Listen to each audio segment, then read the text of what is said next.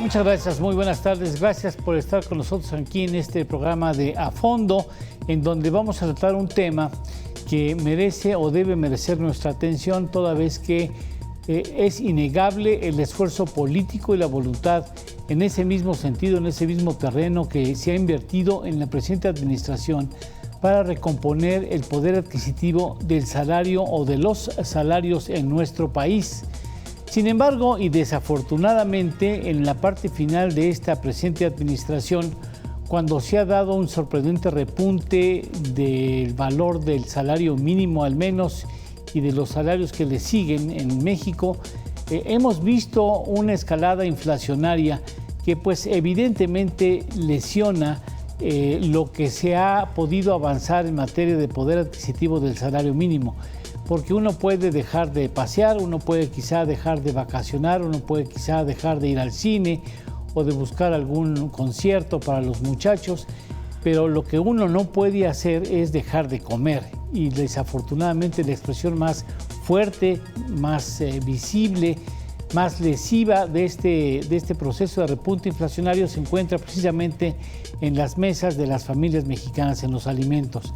Así es que hoy vamos a recorrer un tema que parte de explicar por qué en México se perdió o se permitió que se perdiera a tales niveles el poder adquisitivo de los salarios y particularmente el salario mínimo. ¿Cómo es que se dan los primeros pasos para recomponer ese salario? Cosa que se da en la anterior administración federal, en que incluso suma, y uno de los promotores del incremento al salario mínimo es precisamente el sector patronal. Y ya después, cómo se va desenvolviendo ese ajuste positivo en favor del poder de compra de los salarios, sobre todo los salarios mínimos, los salarios de la frontera, y ahora en qué momento se encuentra, cómo garantizar que se mantenga el poder adquisitivo del salario solamente mediante el incremento en lo monetario, o habrá otros mecanismos que permitan defender el salario, el poder adquisitivo del salario con otras medidas paralelas y que no necesariamente se refieren en pesos y centavos. De este asunto hablaremos un poco más adelante y le agradezco de manera muy especial, le agradezco que esté aquí con nosotros a Diego Merla López, quien es coordinador de Justicia Fiscal de Oxfam México. ¿Cómo estás, Diego? Gusto en saludarte. Hola, Eduardo, ¿qué tal? Encantado de estar aquí contigo y con tu auditorio, y además muy feliz por noticias muy recientes que ya podremos platicar en los siguientes minutos. Con todo gusto, muchas gracias. Y más adelante estará con nosotros Saúl Arellano, investigador y especialista en temas de riesgos y cuestiones sociales del PUED en la UNAM, que está teniendo algunos problemas de conexión porque en donde está intentando conectarse hay una lluvia muy fuerte que impide o reduce significativamente la capacidad de conexión de la internet. Así es que por lo pronto empezamos contigo, Diego. Muchas gracias por estar con nosotros. Y bueno, valdría la pena decir que antes de que llegara el 2018, en los sexenios anteriores, había habido una pérdida brutal del poder adquisitivo del salario. Algunas personas hablan de más del 75% del poder de compra de los salarios. La verdad es que estaban siendo uno de los más bajos, si no es que el más bajo en América Latina, e incluso semejantes a los salarios más bajos que se pagan en África. O sea, es algo de lo que difícilmente podemos sentirnos orgullosos. Pero ¿cómo fue posible, Diego? ¿Cómo podemos entender que se haya permitido que el poder adquisitivo del salario fuera tan bajo y fuera perdiendo cada vez mayor fuerza conforme transcurrían los años? ¿Por qué sucedió eso?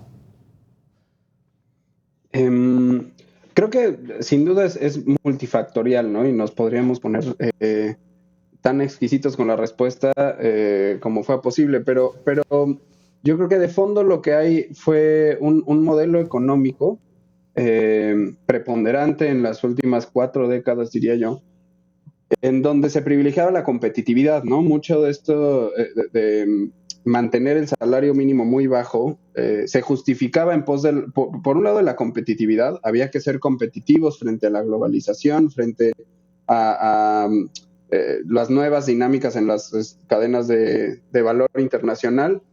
Los salarios bajos se ponían como una ventaja competitiva de México, ¿no? Para poder atraer inversión, para poder atraer empleos a través de nuevas industrias. Eh, y mucho tiempo se mantuvo esa justificación y ese modelo. Otra, otro de las justificaciones o de las explicaciones de por qué no convenía que subiera el salario o convenía que se quedara muy bajo era la inflación, ¿no? Que mucho tiempo se pensó, ya después sabemos que con poca evidencia realmente empírica, que si aumentábamos el salario mínimo iba a tener efectos inflacionarios importantes. Este sexenio creo que ya se demostró que en una economía con las condiciones de la mexicana, con un salario que había perdido tanto poder adquisitivo, los aumentos al salario mínimo, que en el sexenio han sido incluso en más del 100%, no tuvieron un efecto inflacionario importante, ¿no? La inflación ha venido por otros factores más bien de naturaleza global, pero no tuvo que ver con el incremento del salario mínimo, que sí lo tuvo, más bien el incremento del ingreso laboral en toda la economía, en la economía mexicana, y que sin duda creo que ya es algo que se ha platicado mucho, es un factor que probablemente fue determinante en las últimas elecciones, ¿no? Y en la mayoría que consiguió la virtual presidenta electa en las elecciones. Entonces, creo que sí fueron motivos de un modelo económico que ahorita ya está en disputa y en franco cuestionamiento, muchos de los preceptos que lo sostenían, y que justamente toca mirar hacia nuevos horizontes y hacia cosas que antes pues se desestimaban o se deslegitimaban como peligrosas o como ineficientes, no importantes, en fin, por ahí yo creo que va el asunto. Gracias y damos la bienvenida a Saúl Arellano. Ya habíamos avisado que estabas con algunos problemas de conexión, pero ya, qué bueno que ya estás aquí con nosotros, Saúl. Bienvenido. Estamos tratando de explicar cómo es posible, y también tenemos ya a Ricardo, vamos a presentarlo aprovechando.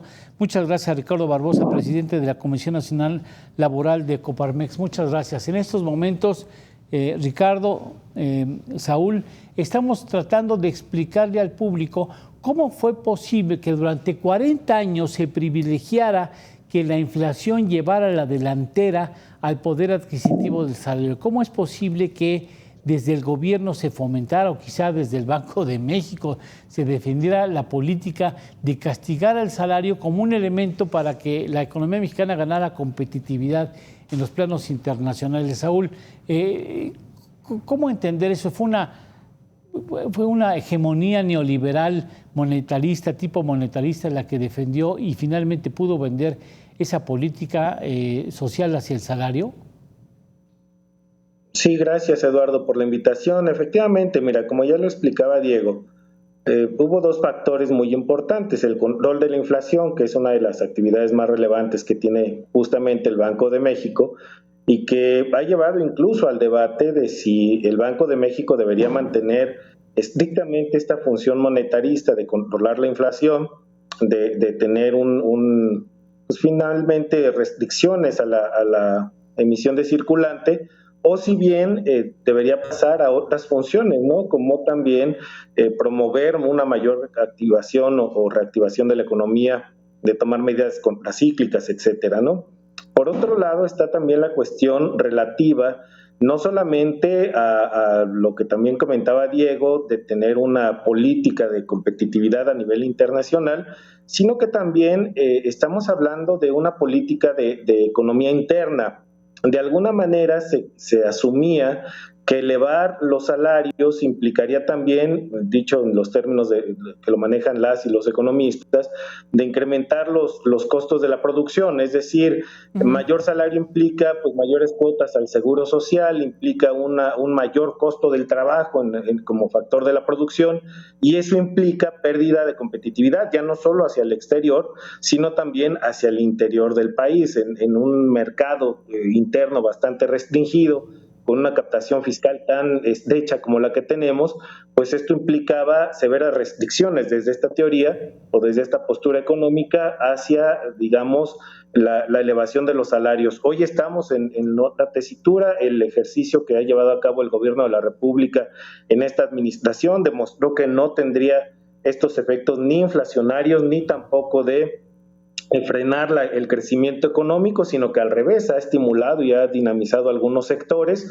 pero también esta política, a mi juicio, tiene ciertos niveles o ciertos límites, para decirlo con mayor precisión, es decir, incrementos de 20% anualizados de aquí a la eternidad no van a ser posibles, justamente por el margen fiscal que tenemos en el Estado. Entonces, habría que ir pensando cómo vamos a hacer para tener mecanismos adicionales en la economía nacional para proteger el valor del salario mínimo. No podemos seguir apostando a incrementos de 20% anualizados, porque eso sí me parece que podría ser riesgoso en los próximos años, sobre todo en un contexto como en el que estamos, en el cual el déficit fiscal se incrementó de una manera muy importante en este año y que podría llevar a tensiones insostenibles, ¿no? Es precisamente hacia donde queremos ir a lo largo del programa, es demostrar que no solamente es en lo económico, en lo monetario, donde se defiende el salario mínimo y su poder adquisitivo. Pero bueno, déjame ir un poco antes a la parte de cómo se va despertando la conciencia de la necesidad de fortalecer el salario mínimo. Y había yo comentado, Ricardo, antes de que tuviéramos el gusto de recibirte, que la Coparmex fue una organización que empezó, la parte patronal empezó a presionar y a indicar la necesidad de que hubiera un incremento a los salarios y específicamente a los salarios mínimos. Cualquiera hubiera dicho que un sindicato, una organización patronal, pues lo que haría es precisamente hacerse en caso omiso o tratar de no tocar el tema porque le convendría a la empresa, pero algo notó y me gustaría saber desde cuándo dentro de la Coparmex empezó a hablarse sobre la conveniencia o necesidad incluso de ir recuperando el poder adquisitivo de los salarios. Ricardo. Sí, muchas gracias por la invitación. Buenas tardes. Ofrezco una disculpa, creo que hubo un problema de comunicación entre tu producción y comunicación de Coparmex. Hace un minuto recibí el enlace, entonces ofrezco una disculpa. Estaba listo desde las 5:45. A ver, creo que es importante, si me regalas unos minutos, seré lo más ejecutivo posible. Sí. Hay desinformación e ignorancia de dónde viene el crecimiento exponencial del salario mínimo. Primero, partiendo de la premisa que el salario mínimo era vergonzoso, denigrante y un insulto para una economía como la de México.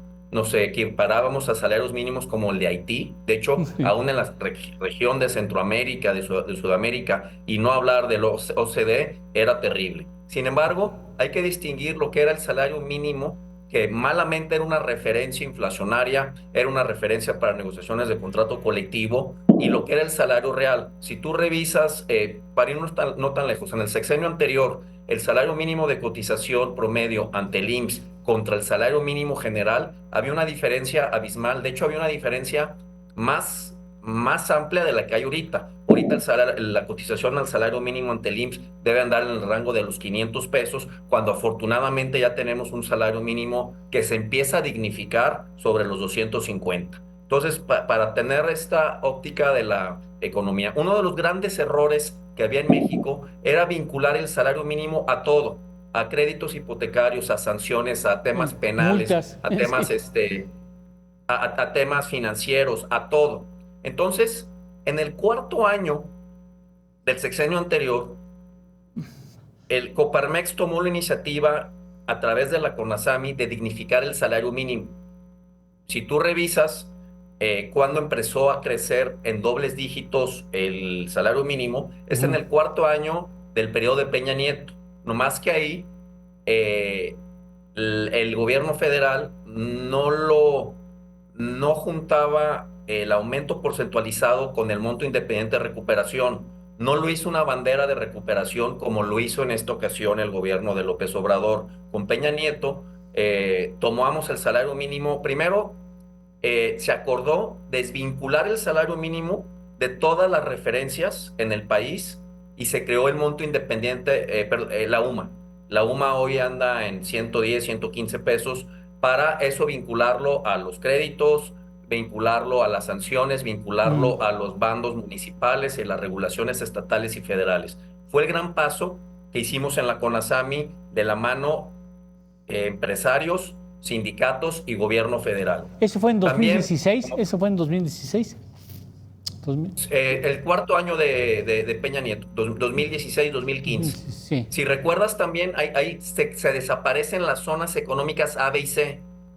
sí, Todo esto pasó antes de este sexenio. sí, sí, sí. En ese momento, el salario mínimo, si la memoria no me falla, andaba en 60 bajos y el primer salto fue de 60 a 70, de 70 a 80, de 80 a 97, de 97 a 120, de 120 a 150, a 180, a 210 y a 247 pesos más, pesos menos en los últimos 8 años. Si tú sacas el factor de 60 a 70, ya era un 15%. Si revisas tú las publicaciones del diario oficial de la Federación del 2006 a la fecha, todavía hoy es un monto porcentualizado, 5 o 6%, un punto o dos arriba de la inflación y un monto independiente de recuperación. Sí. Ahora, en este sexenio se sumaron y estamos totalmente de acuerdo en que haya sido y nos falta más. Ahorita voy a lo que nos falta. Entonces, esto empieza en el cuarto año del sexenio anterior y si haces el ejercicio financiero de sumar el porcentaje más el MIR, desde ese año ya estábamos por hacer del 15% para arriba. Nomás para dar el contexto, porque es un tema que tuvimos que pelear en ese entonces las nuevas generaciones contra la inercia que bien comentaban mis compañeros de foro, de que veíamos como un tabú entrarle al tema del salario mínimo. Entonces generó la reingeniería jurídica de desaparecer las zonas, se generó la reingeniería jurídica de crear el MIR y de crear la UMA, y ahora sí, efectivamente, coincido con mis compañeros de que está claramente demostrado que no hubo un efecto faro de inflación, de que no hubo una presión a la economía y que al revés ha generado bienestar para la sociedad en general. Pondría en un paréntesis, que no es el tema del foro del día hoy, el gran elefante blanco que hay en el país, que es la informalidad. 6 de cada 10 mexicanos económicamente activos dependen directa o indirectamente de la informalidad y ellos no reciben los beneficios del aumento del salario mínimo, no reciben el beneficio de las vacaciones dignas, ni del pago de PTU, ni la eliminación de la subcontratación. Dicho lo anterior, ¿a dónde queremos llegar? En el quinto o sexto año del sexenio anterior, se pactó entre los sindicatos y los empleadores del país, encabezados por Coparmex, que en un periodo de 6 a 8 años llegásemos a que el salario mínimo estuviera en la línea de bienestar familiar de la Coneval. ¿Qué es esta línea? Es que en una familia de 4, trabajando con la suma de 2 salarios mínimos, se pueda adquirir la canasta básica alimenticia y la canasta básica no alimenticio, que básicamente es zapato y vestido y vivienda. Al día de hoy, el salario que tenemos no es suficiente. Frente a ese reto que puso la Coparmex para México y que fue aceptado por el Ejecutivo Federal anterior y que ha seguido a través de la CONASAMI y los sindicatos han estado de acuerdo, hoy representa el 86%. Entonces, necesitamos más. Del 24 al 25, esperemos que haya un aumento sustancial para que el 1 de enero del 26, el salario mínimo en México sea equiparable a la línea de bienestar al 100%, insistiendo que hoy estamos en un 86%. Coparmex ha lanzado a nivel nacional un reto para sus afiliados y no afiliados, que nadie en la economía formal gane menos de 12,000 pesos. Y se les da un distintivo especial a las empresas que toman ese reto. ¿Y qué crees, Eduardo? Ninguna empresa ha tronado por ese tema. Puede haber otros temas, 1000 temas por cual una empresa pueda salir de mercado, pero no por mejorar los salarios. Entonces, ante la CONASAMI tenemos la consigna de llegar a esa meta el 1 de enero del 2026, y fuera de la CONASAMI, Coparmex promueve el salario digno, que debe de ser de 12,000 pesos para arriba. Bien, ahora, valdría la pena y me parece importante señalarlo que también hubo autoridades gubernamentales que se comprometieron con este tema, como es el caso del gobierno capitalino, que yo recuerdo en la administración anterior, también estuvo incluso insistiendo mucho a través de la Secretaría de Desarrollo Económico del gobierno capitalino de la necesidad de tener un salario digno. Es decir, y me gustaría saber, pero también me gustaría participar a Diego y a Saúl de este asunto, ¿cómo fue que se diera, digamos, la conciencia? Porque mucho se tuvo que hacer debajo de la mesa, porque tú dices, Ricardo, el realineamiento o la reingeniería jurídica necesaria para preparar el camino de un incremento al salario mínimo.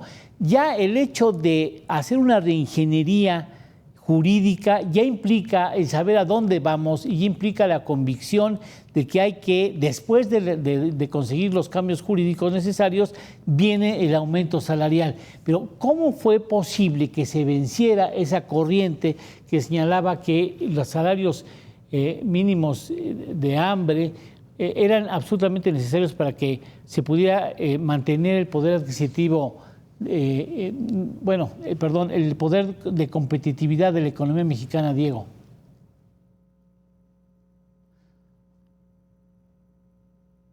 No te escuchamos. La pregunta. A ver, ¿quieres que te repita? Ahí me escuchan. Sí, te escuchamos. Sí, ¿cómo fue Ya. o cómo vieron ustedes el hecho de que se diera la convicción de que tenían que incrementar el salario antes de que eso fuera concebido o anunciado oficialmente a la población? O sea, ya desde realinear jurídicamente los instrumentos para que ese realineamiento, ese incremento del salario mínimo de poder adquisitivo se diera, ya había ahí convicción de a dónde se iba a llegar o dónde se iba a recorrer ese camino. Sí, yo creo que lo que yo rescataría sobre todo de este proceso, y es algo que ya empezó a mencionar Ricardo, es la voluntad de todas las partes y la voluntad de llegar a consensos, ¿no? Creo que había una coincidencia en el diagnóstico, es decir, todas las partes involucradas estaban de acuerdo en que los salarios eran, no encuentro otro adjetivo que más que miserables, o sea, el rezago era ya demasiado. Sí.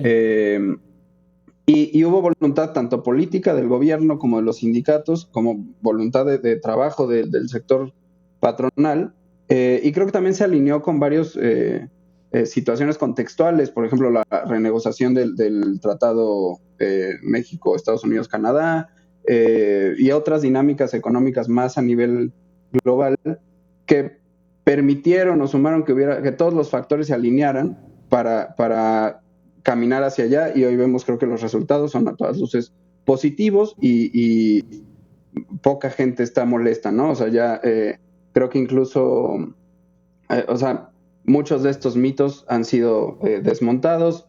Como ya decíamos, no tuvo el efecto faro en la inflación que se esperaba. Incluso decía Ricardo que no beneficia al sector informal. Creo que sin duda no beneficia en la misma sector formal y al informal, y sin duda la informalidad yo creo que es justo uno de los temas en términos de política laboral y política económica en general que haría bien el próximo gobierno en abordar desde varias aristas, porque creo que justamente tiene un componente laboral, económico, fiscal, en fin, pero incluso el sector laboral se benefició, ¿no? El ingreso laboral real de las personas en México aumentó en su conjunto y en gran medida gracias a la influencia de los aumentos en el salario mínimo. Entonces creo que lo que yo más rescataría de nuevo es este ánimo de consensos, esta voluntad de todas las partes, que creo que es la fórmula que deberíamos estar buscando y el próximo gobierno también debería estar buscando para caminar hacia un mejor estado de las cosas en otros aspectos, ¿no? Yo hablo, por ejemplo, ahorita se me ocurre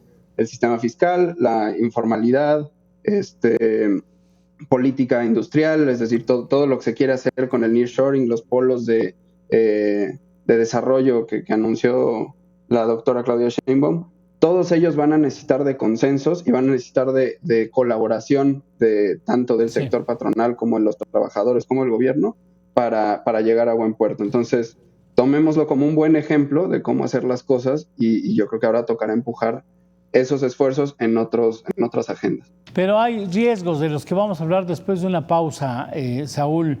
Ya por ahí hay iniciativas que dicen que debería ser ley o debería ser inscrito en la Ley Federal del Trabajo el hecho de que ningún aumento al mínimo puede ser puede estar por debajo de la inflación del año.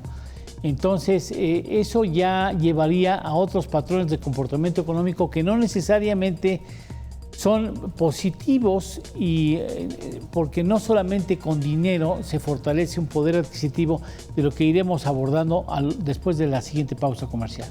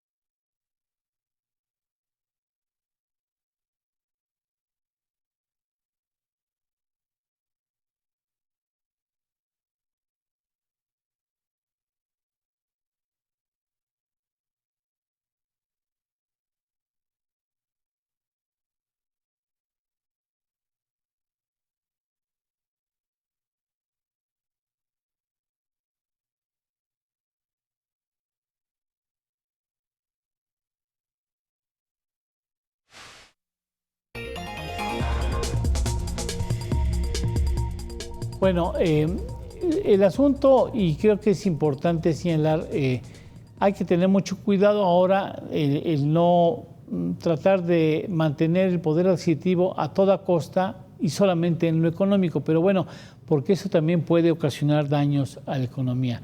Este repunte inflacionario que hemos tenido en este año y particularmente en este último mes, la primera quincena del mes de julio, lesiona de manera muy importante lo que se ha logrado, Saúl, lo que se ha logrado en materia de recuperación del salario.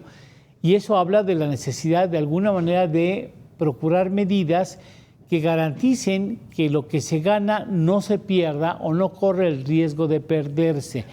En una primera instancia me gustaría preguntarte, ¿solamente con dinero se puede mantener el poder adquisitivo de un salario?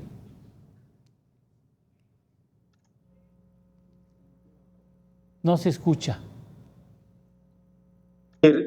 Aquí lo que tenemos que comprender es que el poder adquisitivo sí depende de cuánto ingresan las personas por sus actividades laborales, etcétera, pero también depende de los precios del mercado, ¿no? Es decir, si tenemos precios de alimentos muy elevados, que es donde más gastan, por ejemplo, los sectores de menos ingresos, si tenemos medicamentos con precios muy elevados, que es también otro de los sectores donde más gastan los grupos de menores ingresos, pues evidentemente mientras más le vaya sumando al ingreso, pues se va a diluir con este tipo de efectos. Y esto depende de factores que no necesariamente son, digamos, de la cadena directa de la producción.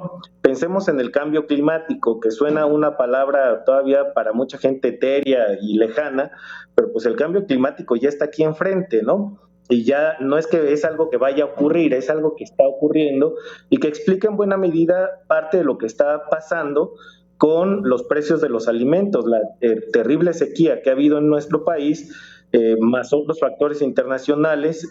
A mucha gente la guerra de Ucrania le suena muy lejos, pero no hay que olvidar que Ucrania era el tercer granero del planeta, ¿no? Es decir, tenía el tercer stock más grande de granos hasta antes del inicio de la invasión de Rusia a su territorio. Entonces, esto depende de muchos factores, de múltiples factores, que me parece que tenemos faros y horizontes más o menos claros que nos pueden ir diciendo por dónde. Por ejemplo, Ricardo comentaba el compromiso de llegar al 2026 con salarios que se aproximen a los niveles de 12,000 pesos por persona trabajadora.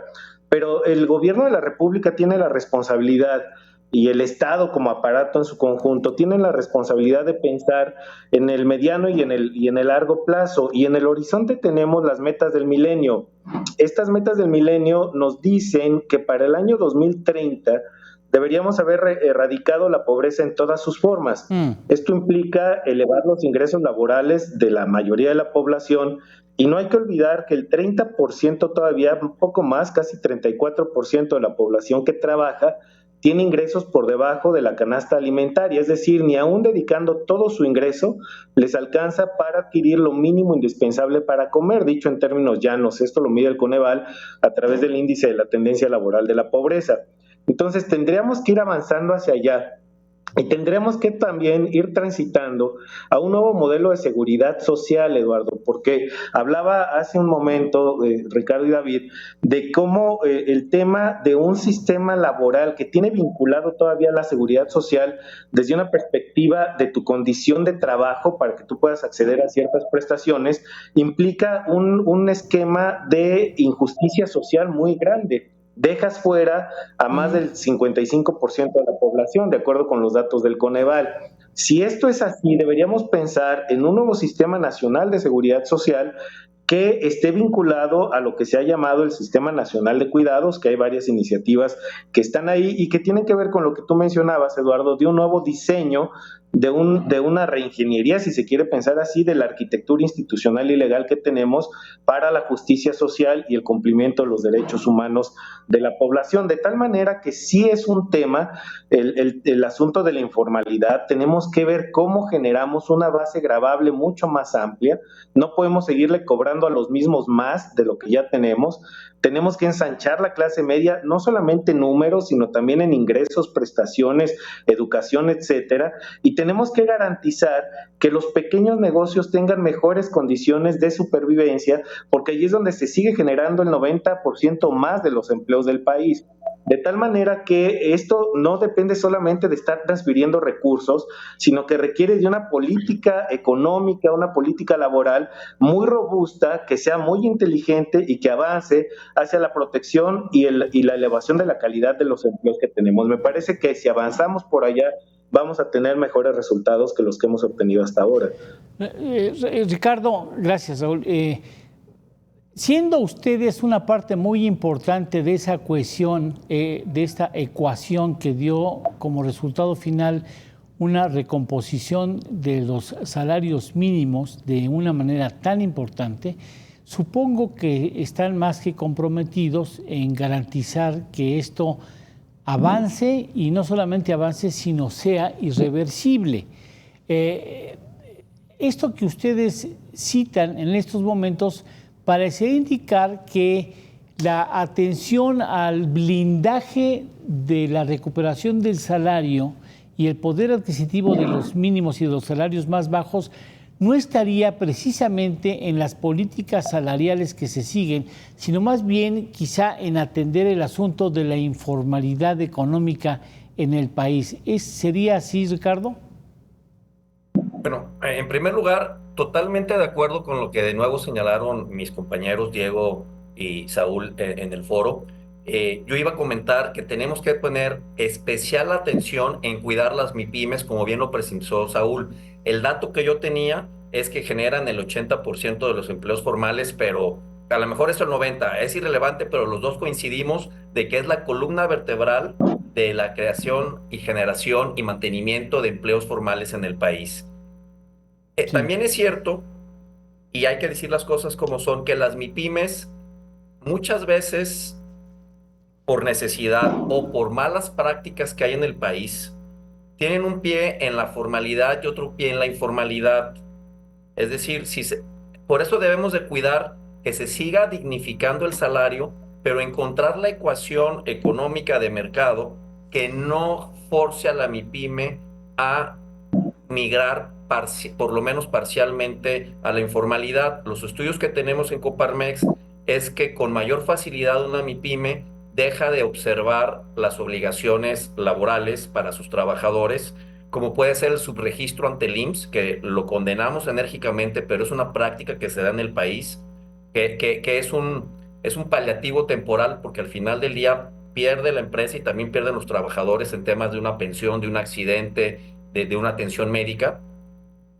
Y al mismo tiempo, las MIPYMES son las que pueden repartir menos PTU o pueden incumplir las nuevas obligaciones laborales.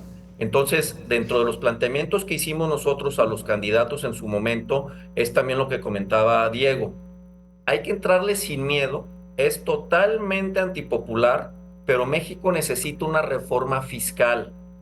Necesitamos que más gente contribuya de manera formal al mantenimiento del Estado, porque el Estado no genera dinero, nomás lo reparte derivado pues de lo que pagamos todos los que estamos en este foro. Entonces, para no repetir lo que comentaron Diego y Saúl, yo me enfocaría en cuidar a las MIPYMES, seguir encontrando los puentes de transición de la informalidad a la formalidad. Te paso un dato tremendo.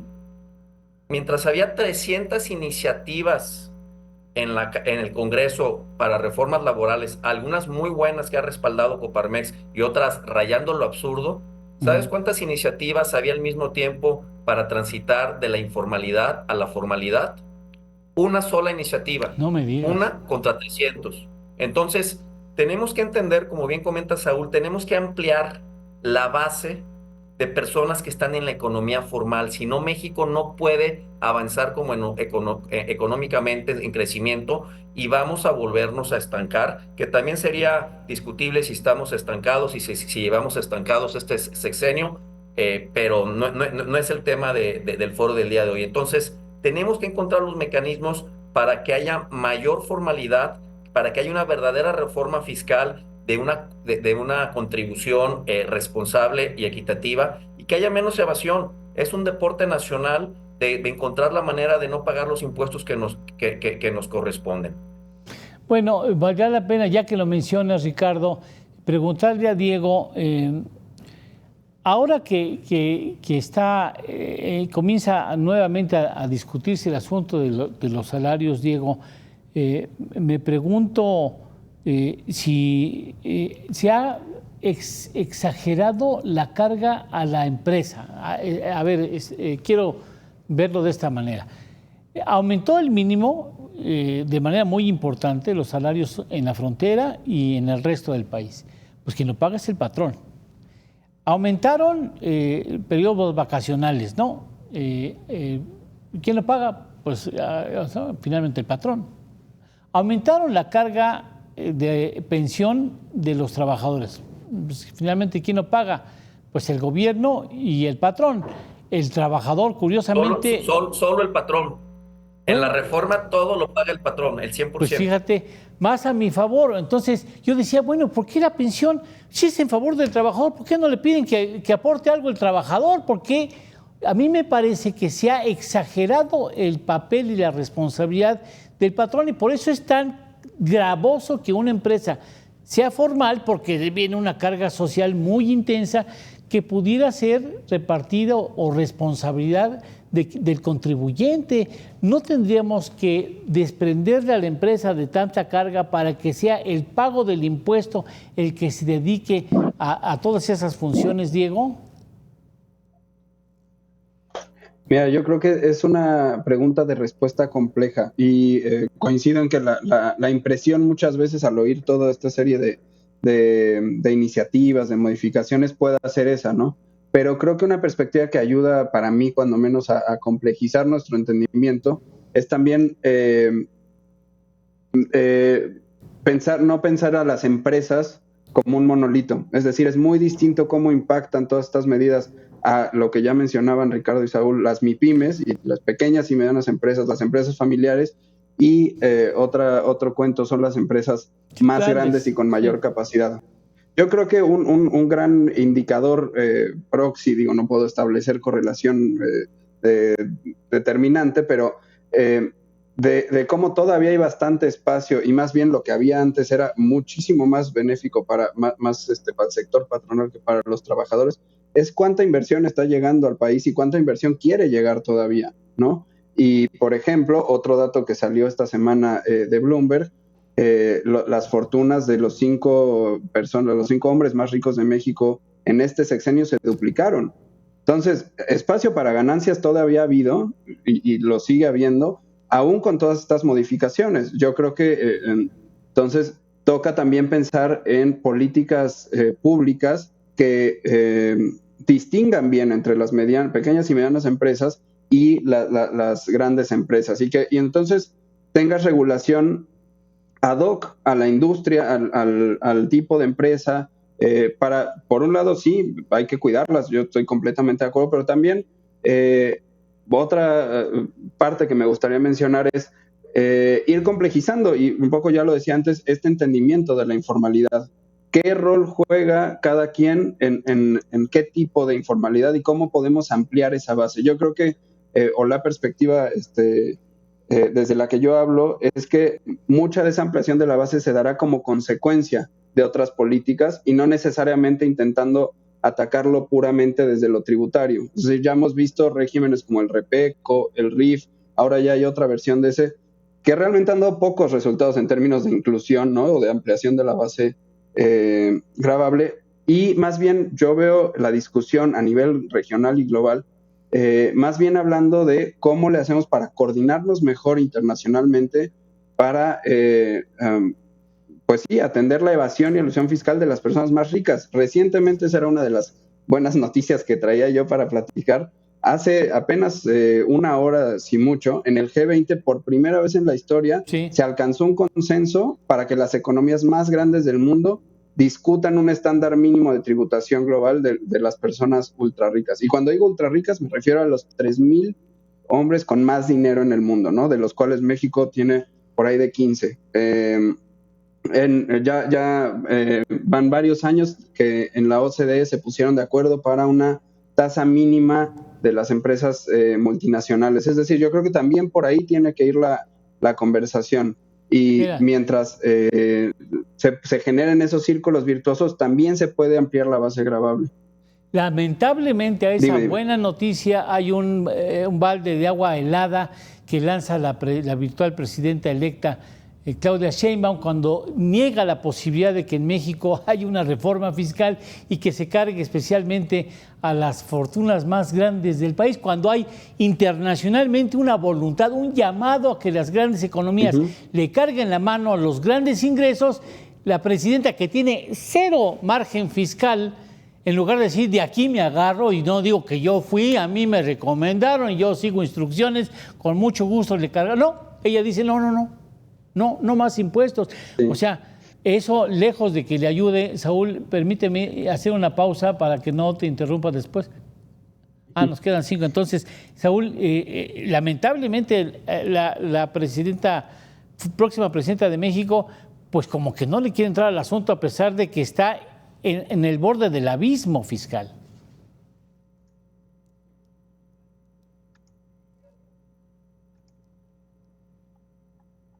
La presente administración, como en la que va a iniciar,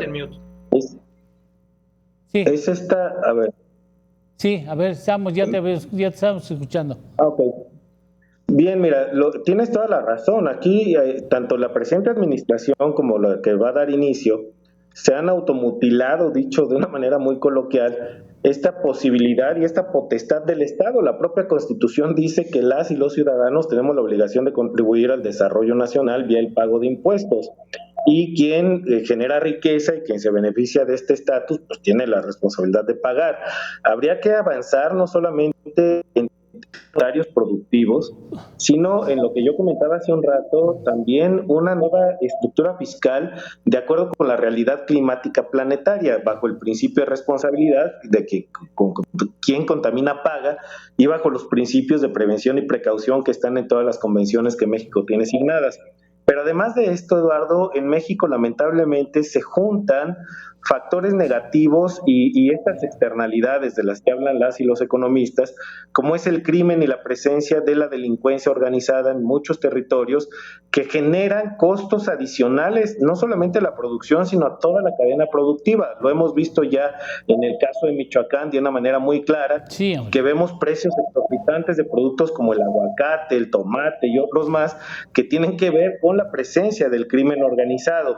De tal manera que este conjunto de factores, con la enorme legitimidad que llega la presidenta Sheinbaum a su cargo, le daría un enorme margen y la posibilidad de avanzar por primera vez a una reforma fiscal progresiva, donde las grandes fortunas paguen lo que tienen que pagar y donde además tengamos esta nueva distribución de una carga fiscal justa que fomente la formalidad. Esto implicaría además una reforma administrativa que tiene que ver cómo el SAT cobra los impuestos y cómo las y los ciudadanos podemos o no acercarnos al pago de los mismos. Me parece que tendríamos que ir avanzando hacia allá, recuperar territorios no solamente de la delincuencia, sino también de intereses políticos creados.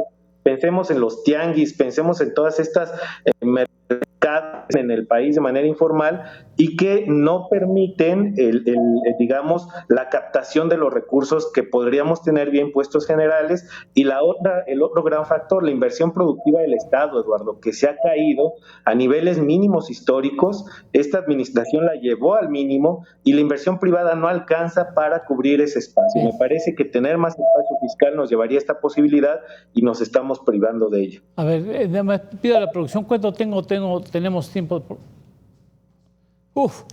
En 20 segundos, Ricardo, perdóname. ¿Alguna idea que quieras extraer en 20 segundos? Yo creo que esto tendremos que continuar en el siguiente programa. En 30 segundos, que el nearshoring no se convierta en el cantarell de los 70s, se nos va a ir la oportunidad. Los 4 factores importantes: la reforma judicial mal entendida, carencia de comunicaciones, carencia de energía y el crimen organizado en el país. Lo prometo una segunda parte de este programa porque nos vamos a otro terreno que inicialmente no estaba sobre la mesa, pero me parece fundamental para entender cómo defender el salario que ha crecido en México. Muchas gracias, Saúl. Muchas gracias, Diego. Muchas gracias, Ricardo. Gracias. Y gracias a usted. Con mucho gusto le agradezco el hecho de haber estado aquí con nosotros. Manténgase bien informado en esta misma frecuencia. Gracias.